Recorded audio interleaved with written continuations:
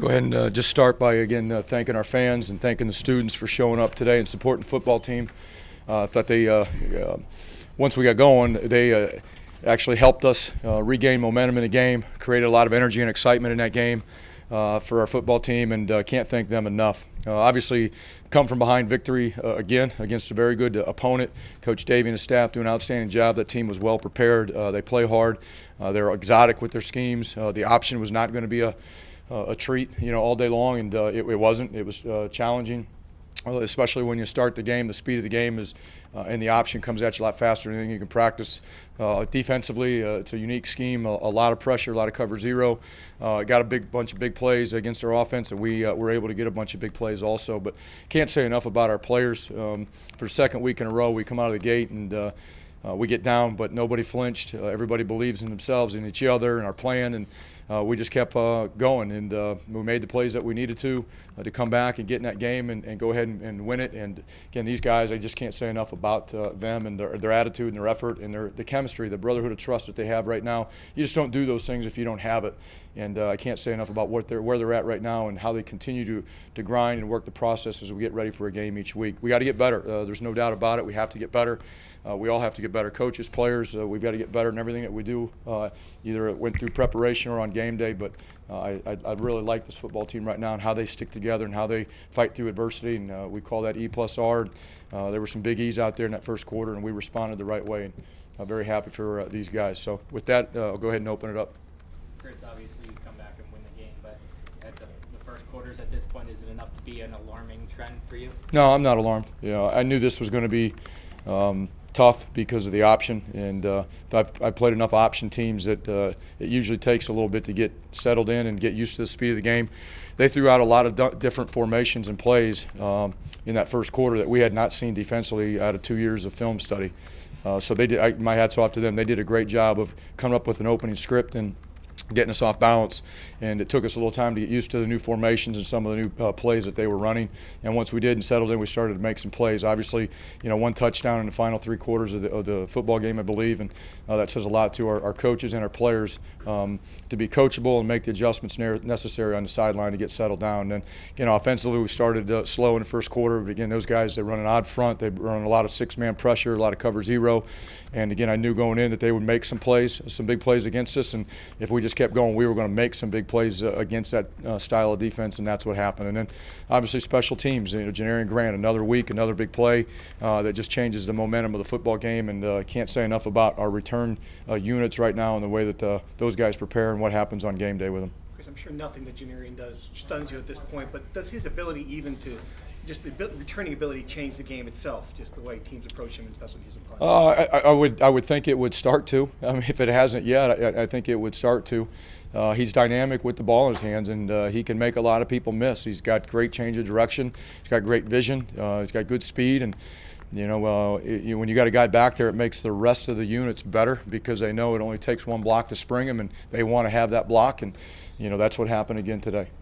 Chris, when he starts out making the mistake that he did, and I'm sure he was so disappointed, but what does it say in the way that he personally rebounded and what else he did after offense? It says a lot about him and his character and his teammates, because when you get to make a miscue like that, you need someone typically to pick you up. And there was no pointing fingers, no complaining, and everybody was over picking him up. And they knew that the next opportunity he had, he would make something happen, and he did just that.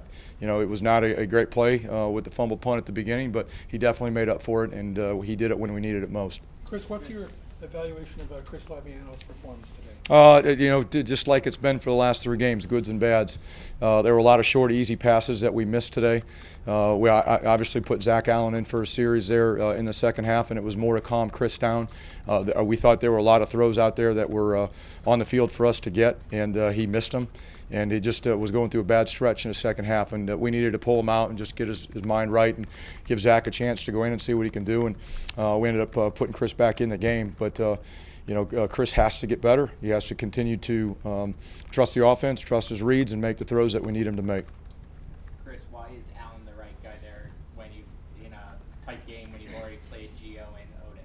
Well, like I told you, there's nothing set with the backup quarterback position yet. It's going to be really by committee based on the preparation throughout the week. Zach had a great week of preparation. He knew the game plan. He executed well in practice, and he deserved that right to go in as the backup quarterback today. And again, it's going to be by performance in practice. You earn the reps you get on Saturday, and Zach earned those reps from his performance in practice, and it's continued attention to detail in his preparation. Can you take us through the decision to punt on the 28-yard line? It certainly worked out in the end. But Yeah, it's a field position game, and I think we've had a lot of discussion about our kicking game concerns, and at that moment I thought it was better to play the field position game and try to pin them in, and obviously it worked out. I thought, we've done an outstanding job with our pooch punt situations in practice, and DeCoven Bailey made a heck of a play. First, we got a good snap, a good punt. DeCoven Bailey made a heck of a play to pin him on the 1-yard line, and I had enough confidence in the way our defense was playing at the time that we could change the field position, and if we could hold them and make them punt and get a good punt return, that we'd be right back in hopefully better field position than what we were in, and it worked out. That being said, I know he doesn't have the longest range, but how happy are you with Bonagora's accuracy so far? I'm really pleased with the progress of Bonagora throughout the first 3 games of the season.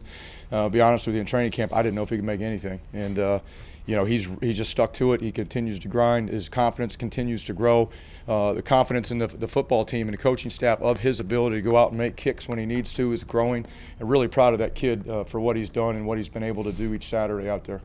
Has anything about what Janarian's done, has it in fact taken you by surprise at all? And I ask that in the sense that I'm sure you knew about him when you inherited him, and I'm sure you were excited about having him, but is there anything on game day that's surprised you or impressed you even more than you might have thought?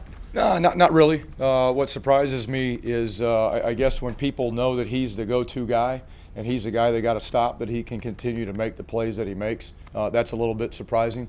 But I'm really happy for the kid. He's in a really good spot right now. He shows up every day and grinds and believes in his teammates, and teammates believe in him. And he's really happy right now to be in the offense and be a featured player on this football team. And I just love the way he plays. Chris, at outside linebacker, how did Greg Jones look against the option with his assignments, and then was Clayton available today? Yeah, Greg Jones did a good job today. We knew the whole option was going to be a problem, and cut blocks were going to be a big problem. The speed of their backs and their quarterbacks on the edge was going to be a problem. There were times we were pretty good. There were times we were not. We got cut a couple times. We played off the cut blocks a couple times, but I thought Jones did an outstanding job. Just a quick update on Najee Clayton. Najee is not with us right now. He's stepped away for personal reasons right now, and was not here with us today, and not sure what his status will be moving forward, but Najee Clayton is not with us right now. Robert Martin is performing today. Outstanding. 170 yards rushing. That's the type of running back that we need. That's the type of running back that we expected out of Rob. And again, we've talked about the time that he missed during training camp. I think he's pretty much full speed and running exceptionally well right now. He's getting some really tough yards, and can't say enough about what Rob did and what he brings to the offense. And we need him to continue to get better. And we want to be a team that can run the football and we can win at the line of scrimmage. And we've done that the last couple of weeks. Coach, with Iowa losing this afternoon, how important is this win then going into this week? With Iowa losing this afternoon, how important is getting this win today going into the week? Every week is important. A win every week is important, and I'm not even concerned about that. I'm just concerned about us continuing to get better and trying to play to our full potential. Whether Iowa wins or loses, it doesn't really matter to us. We got to worry about ourselves and focus on our preparation and our improvement. And we got a very good football team coming in here next week. It's the Big Ten opener. Coach Ferentz and his staff are as good as there is in America. Iowa has done an unbelievable job, and regardless of what happened today, they'll have their team ready to play. It's going to be another dogfight, another battle next Saturday. That's it. Great. That's easy. Thank you, guys.